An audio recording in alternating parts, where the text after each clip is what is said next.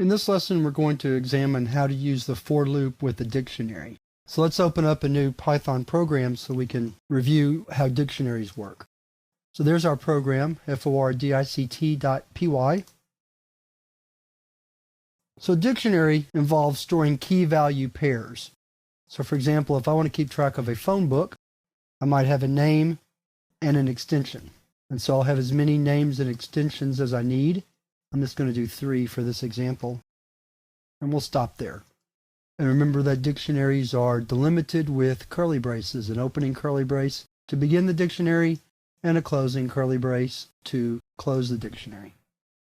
If we want to display a value from a dictionary, we have to index into that value with a key. So for example, if I want to see Cynthia's extension, I have to use Cynthia as the index into the dictionary to display her extension.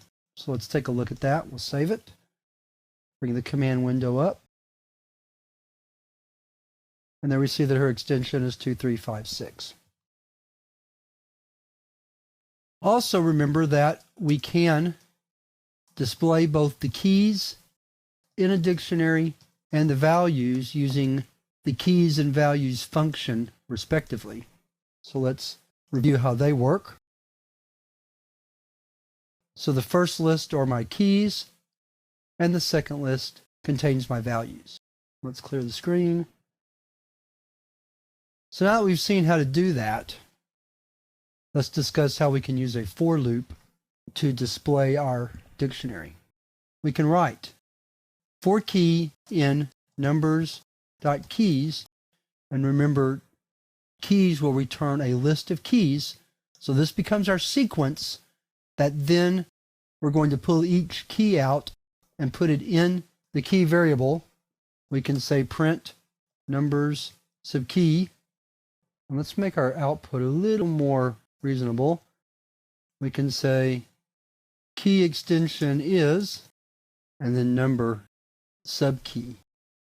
And so that should print out each name and the value or the extension associated with that value. And there we go. Cynthia extension is 2356. Raymond extension is 2345. David extension is 2373.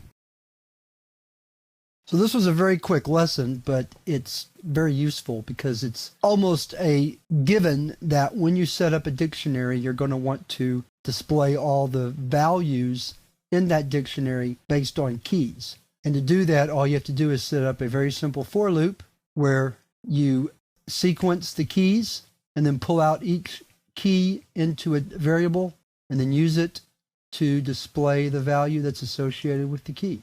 So with that, we're ready to move to the last lesson in this chapter, and we're going to discuss how to use for loops with files.